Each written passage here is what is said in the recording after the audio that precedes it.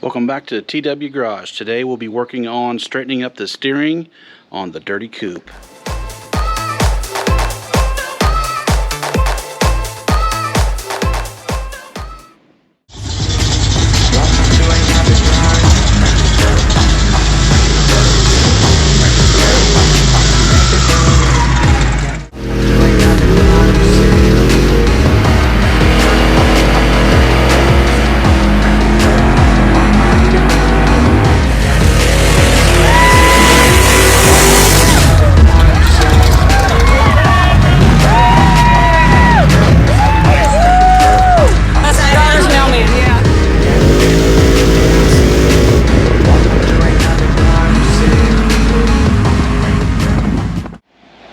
Alright, what we got going on today is probably a pretty boring video. Long story short, when I bought the car, I noticed that the tie rod and lock nuts wouldn't tighten down on the car. So when I brought it home, I put a hillbilly alignment on it and I centered the steering rack. Okay, I didn't build this car, so I don't know the whole history or anything, but I centered the steering rack. I was going to start from scratch, and when I did that, I noticed this. Steering wheel is crooked while the wheels are straight. Okay, now, will it go down the road that way? Yes. Will my OCD irk the living snot out of me? You're dang right it will. That will bother the living snot out of me. So what happened was, when I centered that rack, I didn't realize what the previous owner did to the steering on this. And then upon further inspection, I found out the reason why. And I'll show you here in a second.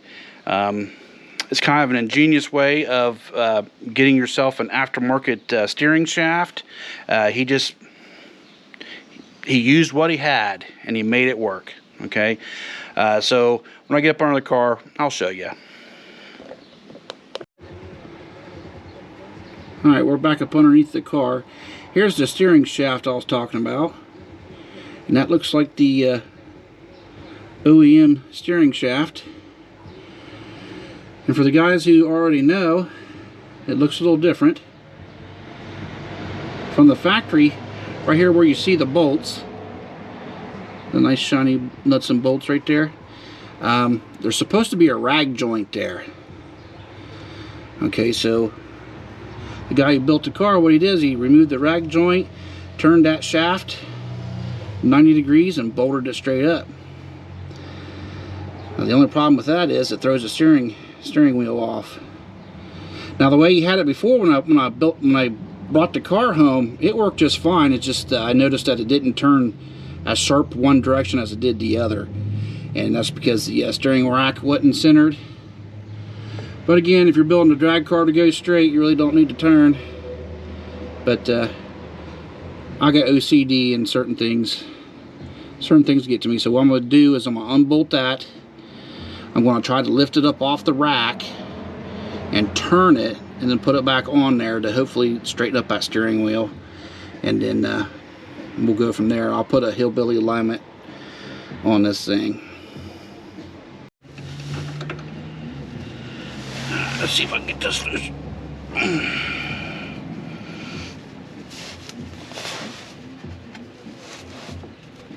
Well, at least he had it tight.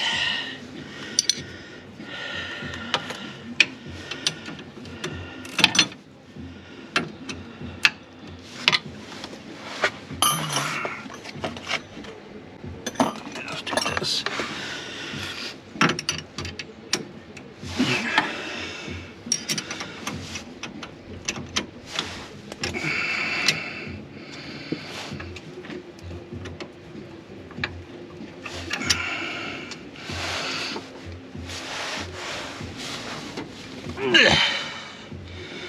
Okay.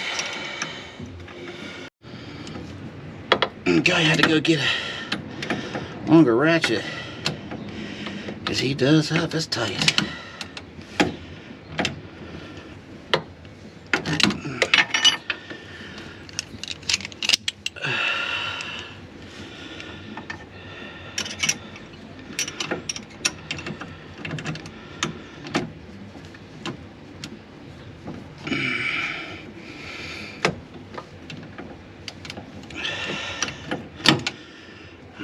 use wrenches now. Ugh.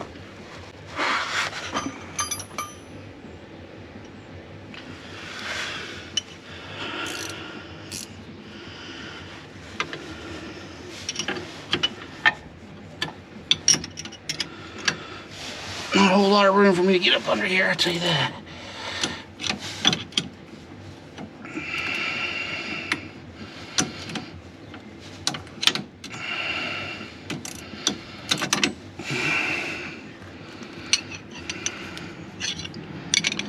Let's switch this around.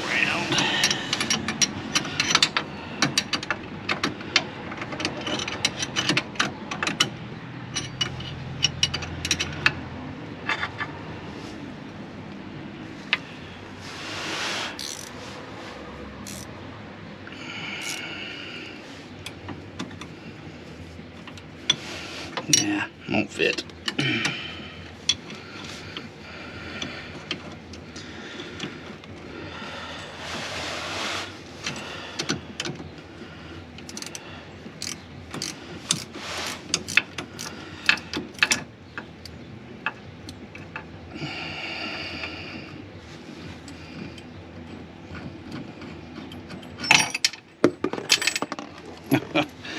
Drop everything. I noticed on this K-member, he's done a lot of welding on it. He told me he did. Welded all those seams together, make that sucker stiffer.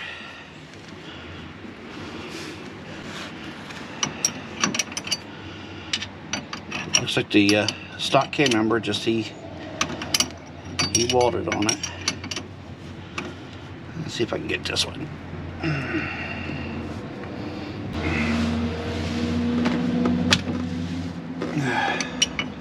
Something moved. Yeah, oh, I actually got it.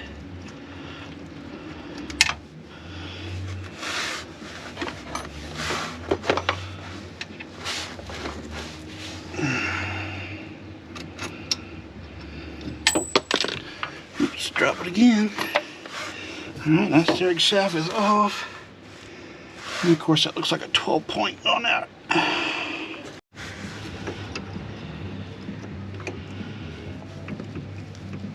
believe it, and that's 11.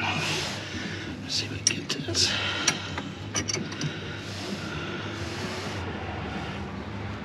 I don't know if it's ever enough.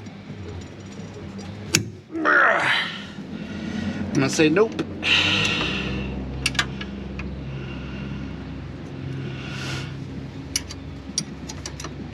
Again, guys, I think this piece here I'm taking off is splined, which means you'll get one more in one way.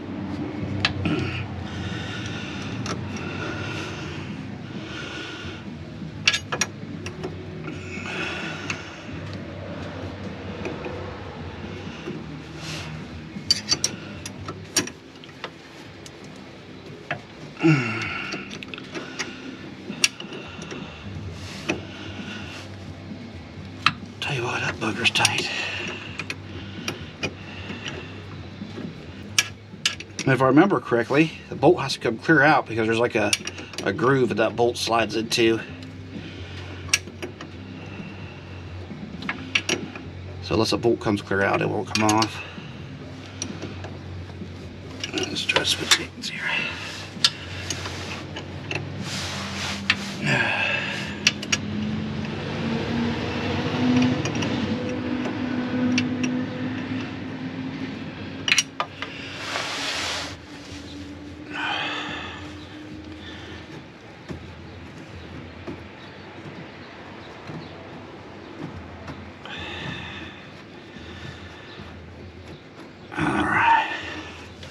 Here's that bolt. See if this will slide off. And of course it won't. I'm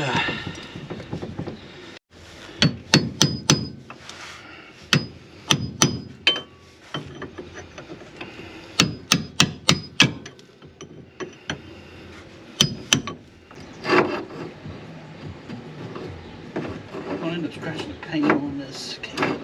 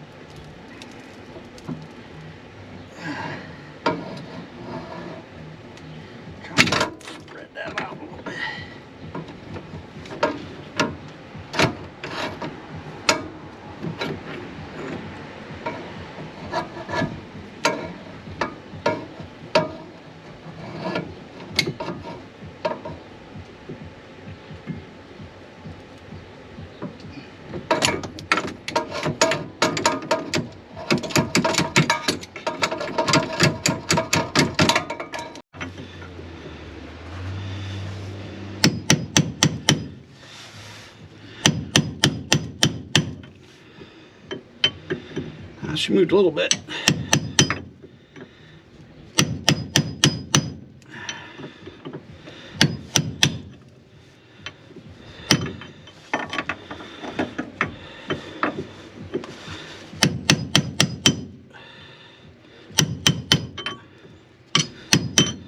Nope, it's got a flat spot in it.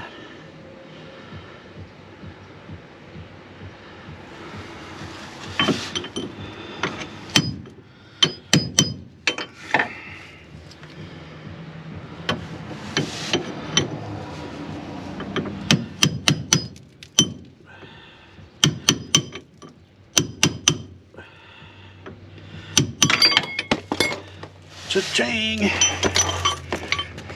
Guys, if you don't have one of those indexing pry bars, I recommend you get one. Alright guys, I have changed plans. What I thought was going to work isn't going to work. So what I'm going to do now, I'm going to smear a little grease on this, because if I ever have to work on it again, it'll come off a little easier. Okay, but I am going to improve what was here by increasing the bolt size. There was 5/16. There was 5/16 bolts. This is what came out of it. And I noticed there's room for a bigger bolt, so I went to the hardware store. Went from 5/16 bolts to a 3/8 bolt. That fills that in, and I bought some nylon lock nuts for those bolts to hopefully make it a little safer. You definitely don't want those bolts vibrating loose, in my opinion. Alright. Yeah, I didn't realize this only goes on one way. I'm used to dealing with a manual rack. Oh, look at that. How easy that went on. Amazing what a little grease does. Good. That bolt in there.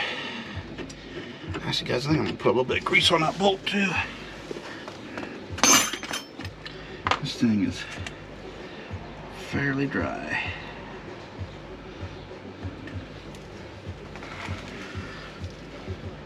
I'm hoping, you know, that comes out if I have to deal with it. It'll come out a little easier next time. Your 38-year-old car, everything's dry on it.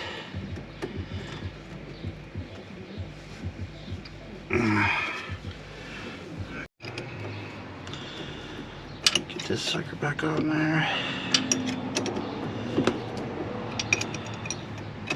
Kinda wish I had a 11mm 12-point ratchet wrench, but I don't. And I don't have a 12-point socket, so I have to do with a wrench. I don't feel like this was a complete waste of time.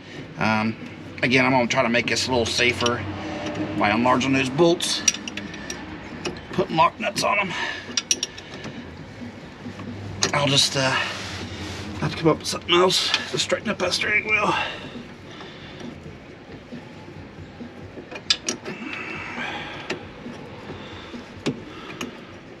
Never know, maybe in the future I'll put a manual rack in this.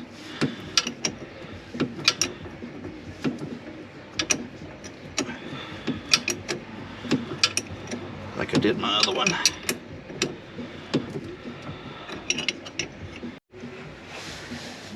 I'm gonna double wrench this.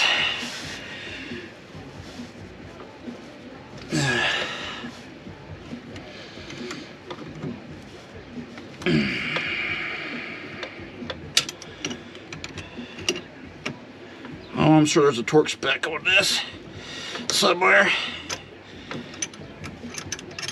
I'm just going to go with tight.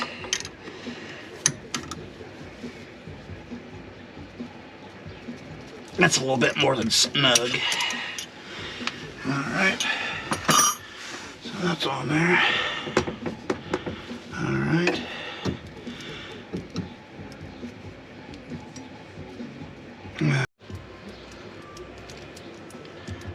see how these bigger bolts fit. That first one went in pretty good. Gotta find me different washers too.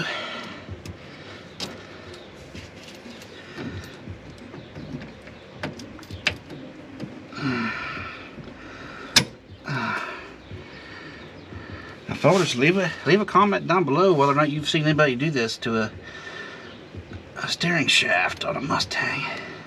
I mean, in a way, I kind of like it because it really didn't cost nothing. Gets rid of that rag joint.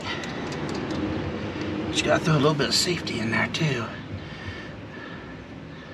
These nylon lock nuts make me feel a little better.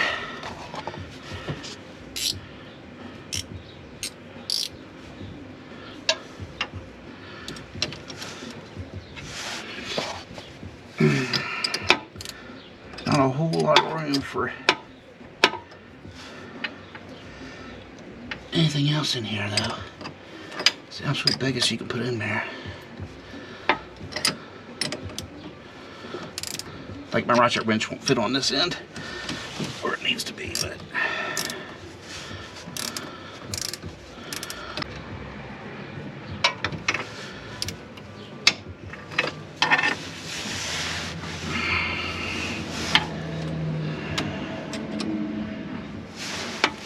alright, fellas, start taking bets whether or not that ratchet wrench falls off of that bolt and hits me in the head.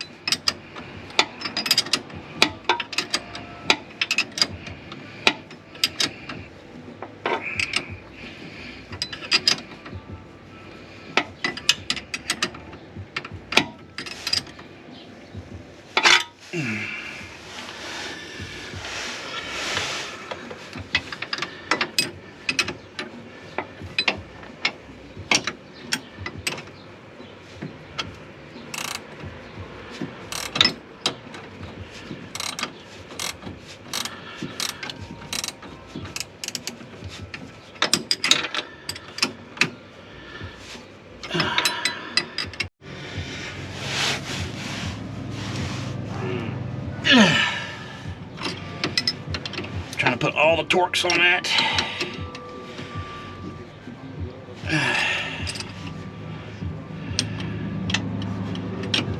Of course, my wrench don't fit.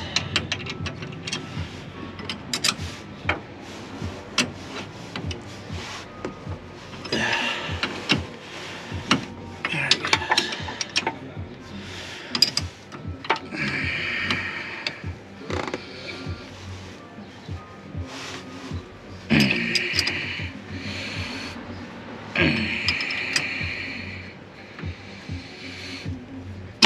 Oh.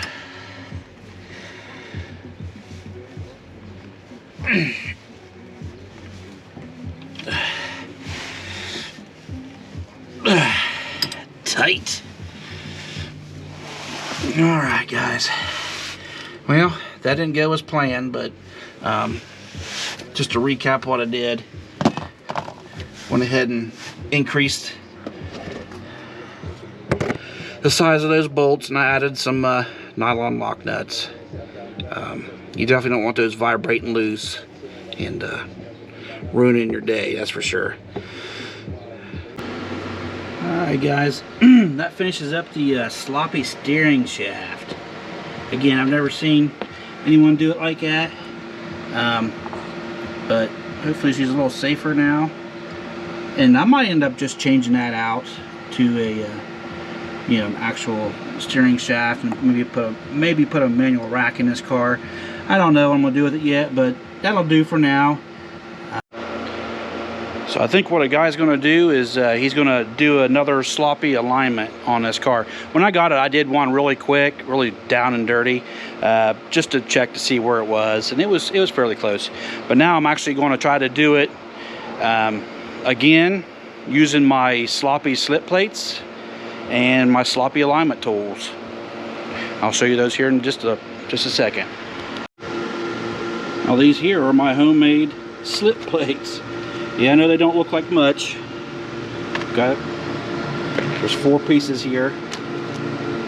And what these actually were was cutting boards that my wife had in the kitchen.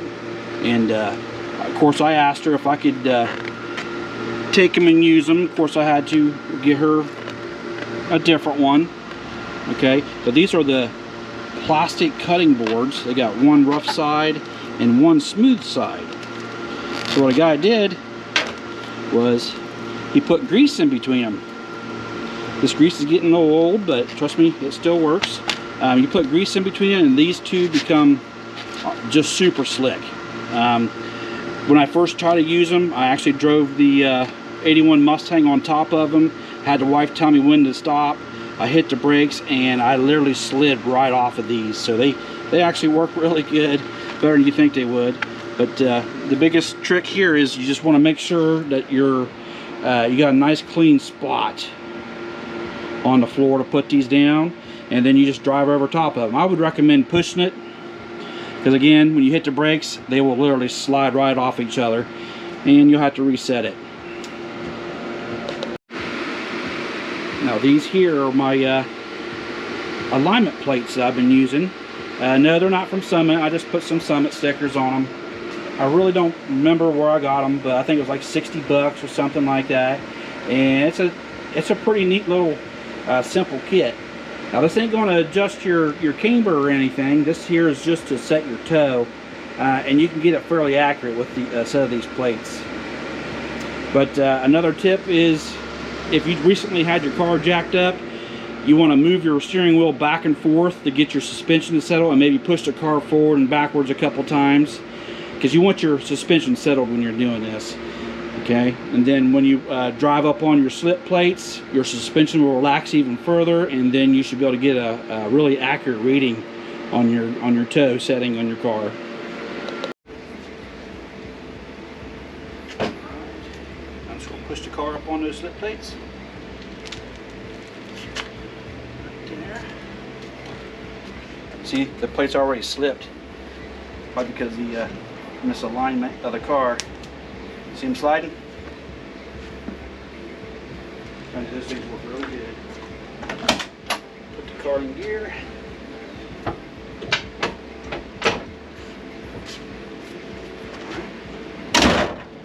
Go. Alright, the trick here is, you see these little posts? You see it's got slots? Okay, you want to sit it on a flat spot on your rim where it touches. You may have to adjust them. I think I already had, yes, you need to adjust that just a little bit more.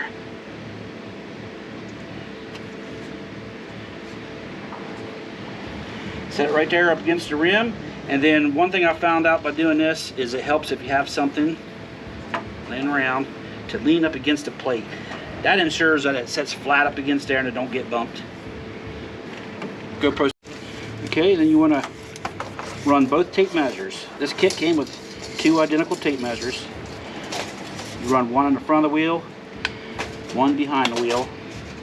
It's got these little slots I'll slip into. Once I get the other side hooked up, it'll be a little easier to get that in. Go. Alright guys, pretty much got this set up. You want to make sure you pull it till all the slack's taken out of it. And you can tell. And then I like to run my tape measures out a little bit and let it bow a little. Run them out, a certain distance. That way, it don't put a bind on your tape measure on your tape. Okay. Car still looks like it's fairly close. It does look like it needs a slight adjustment. I can tell I got some toe in on this. I know it's going to be hard for you guys to tell, but that's at 67 5/16 on the front. This one here is 67 3/4. So I got too much toe on this, so I'm going to go ahead and make a slight adjustment here. Alright guys, this will probably be the first alignment I've ever done from up top. Usually you got to get up underneath them to do it, but this car's all open.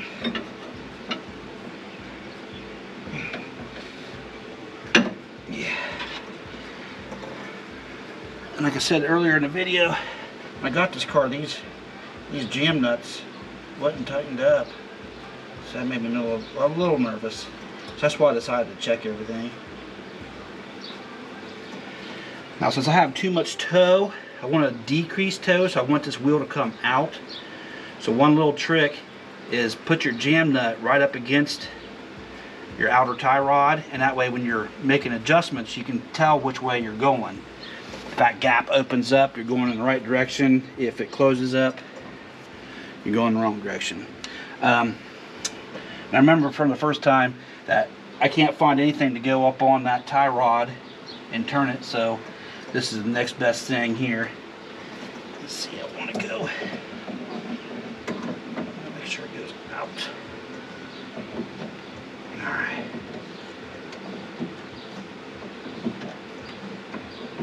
And I can tell I'm going in the right direction because that gap between the jam nut and the tie rod end is opening up. So that is the right direction. Now when you're doing alignments for yourself, you kind of want to make sure your steering wheel's straight also, but since this one here is already crooked, it really doesn't matter. Alright, got a little bit of a gap there, so I'm going to go back to check in to see what kind of adjustment that made. Boy, that little adjustment made a big difference on these tapes. Okay, the back there is reading 67 and 3/16. This one's reading 67 and just over an eighth. So I might take that back the other direction just a hair and then call it good. I'm aiming for like an 1/8 of an inch to a 1/16 of an inch. Alright, back to messing with this. I'm going to go back the other way just a little bit and see what kind of difference that makes. There's about a 1/4 turn on the tie rod. Alright guys, again it's going to be hard to tell, but I'm sitting there looking at it. I do have my 1/8 of an inch difference between these two, and that's where I'm going to leave it. Some guys like to do a 1/16. I'm going to do an 1/8 just because everything in the front end of this is rubber and old, so we're going to stick with the 1/8. I think that'd be good enough. Alright, and to finish this up, I'm going to tighten the jam nut.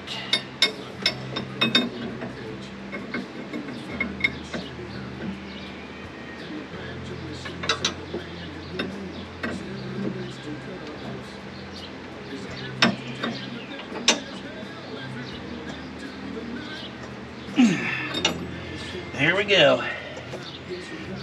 And that'll complete the hillbilly alignment. Well, I think that's going to do it for this video. Hope you guys learned something. Hope you guys were entertained. One thing about those slip plates, they do work really good.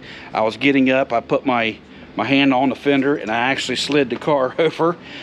So if you want to make yourself some homemade slip plates, I'd recommend that. It's super cheap, and if that grease dries out in between it, hit it with a little bit of WD-40 or smear more grease on it. Okay, that'll do it for today guys. Don't forget to like, share, and subscribe, and I'll see you next time. Bye bye.